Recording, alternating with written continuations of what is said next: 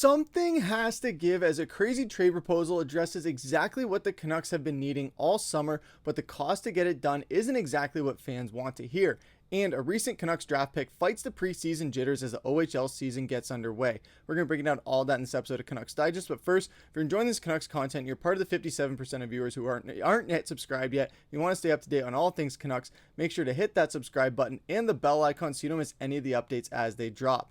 Now with that, let's hop into the first topic of the day, which is a crazy trade proposal. So Heavy Sports put out an article talking about a certain trade the Canucks could and should make.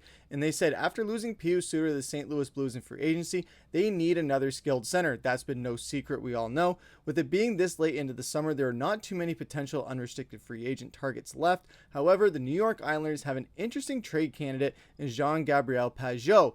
Now, the rumors were getting heated up last trade deadline as they led up to the 25 trade deadline. While the Islanders did not trade him, questions about his future on Long Island have carried over to this summer. A notable reason for it is that he is entering the final year of his 6-year, $30 million contract. So getting paid $5 million a year, that's something that the Canucks right now can't entirely afford, but with the trade proposal that they are offering, that can hop right into it. And the rumors have not stopped all summer because the fourth period put out an article of players to watch this trade on the trade list this summer, and they had him at number 10 and saying that the previous regime on Long Island explored the trade market on Pageau, and new GM Matthew Darche may do the same as Pageau is going into the last year on his contract. He does, however, own a 16-team no trade list. Now, are the Vancouver Canucks one of the teams on that list? Hopefully not, because if you look at what Heavy Sports is proposing that the Canucks could give up for him, they are saying that a second-round pick for next year, Teddy Blueger and Arshdeep Bains, would be enough to get the job done when you're looking at the player compensation you'd be getting for a guy like Pageau, and as well as making sure you have enough cap space to make that happen. Now, right off the bat, this is something where losing Teddy Blueger, you don't want to see that. Arshdeep Bains is one that is a very divisive one amongst fans, but he still has been able to perform very well in Abbotsford. It's just a matter of translating that to the big club on a consistent level that he's had a hard time doing. But within that, the Islanders would be getting a really good prospect for their system, and they would get a really good third, fourth line center in Teddy Blueger. Now, the thing with that, I don't entirely love the Canucks doing that, even though when you look at Pageau, he does have a long resume. He's been a long tenured player in this league. He's played in 797 games, totaling a lot of points. He's coming off of a pretty solid season where he had 42 points. He's a really good two-way player. He was a fourth-round pick back in 2011 with the Ottawa Senators, so he does have a lot of pedigree to him. He does have playoff experience as well, and with being a veteran, he can go a long way towards helping some of the guys that are a bit younger on this squad, where you see Aatu Ratu, he could really benefit from a guy like Pageau being there. If you put Pageau in at the second or third center spot, probably in the second center spot, you drop Hedel down to the number 3. Him and Aatu Ratu would benefit so much by having a guy like Pageau there. Now, the thing is with Teddy Blueger, you are going to be losing a guy who's a 31-year-old center who's a reliable third-line center. However, that is something where you look at Pageau's numbers, he does bring a bit more scoring with that as more of a two-way player. But with Blueger, he is a bit older. He does he's not around the same age, but Blueger is an Olympic athlete as well. He is going to be playing on Team Latvia in the Olympics this upcoming year. But you do have a guy that can do a little bit more in the production side of things. But looking at the depth chart again, I see a lot of younger guys there where you got Niels Ahman, Drew O'Connor, Conor Garland, who is still just getting better and better every year. If he has a guy like Pageau playing with him on that third line at times, I think that would be a really dynamic duo to have. Filip Hronek as well, we're trying to see what he's capable of.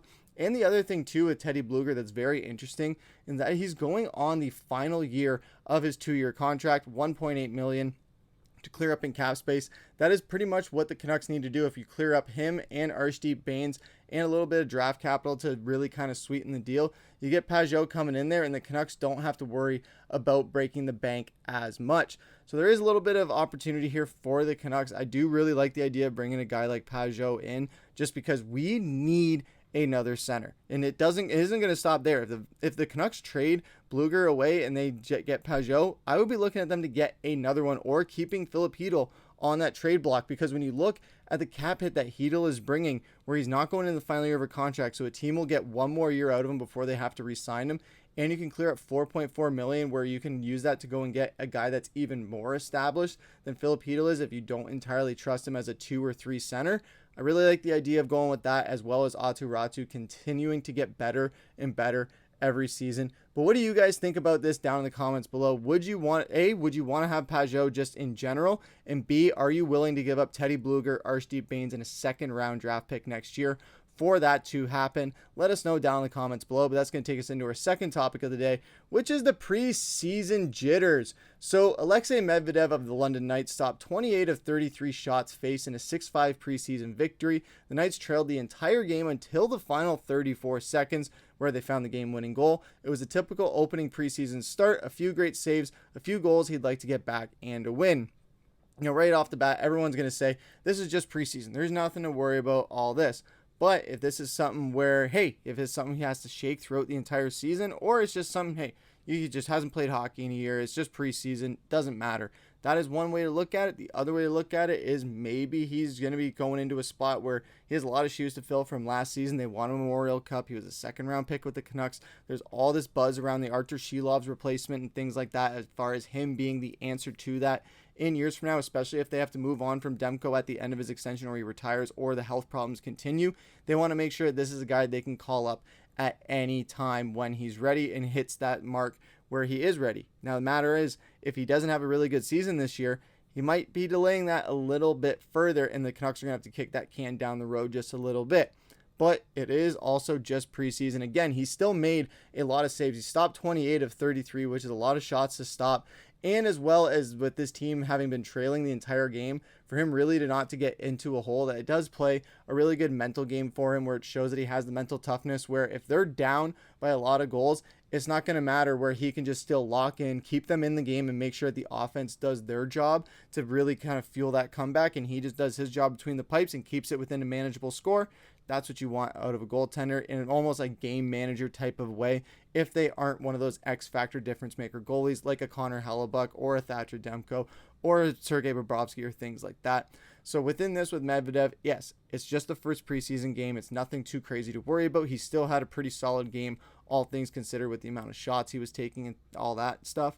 But on the other side of it, this could be something worth watching throughout the entire OHL season, just to see how this kid is doing as far as his production for his career, and just his skill set as far as joining this Vancouver Canucks team, or the Abbotsford Canucks, obviously, first off, then making the jump to the big club. But what did you guys think about his preseason showing? Did you guys catch the game? If you guys are in Ontario, is there something within the London Knights that you guys are hoping to see this season, with Medvedev playing a massive role in it? I know they had a really dominant season last year where they did win the Memorial Cup. They just blazed all the way through the OHL playoffs and just won the championship very easily. The Memorial Cup, it was a bit more of the same, so they really have a really good squad down there.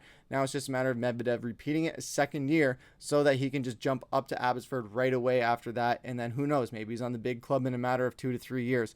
Let us know what you guys have to say down in the comments below about the Medvedev stuff, and what do you see his projection being on the big club roster spot within a few seasons? Is it going to be 2? Is it going to be 3? Is it more? Is it less?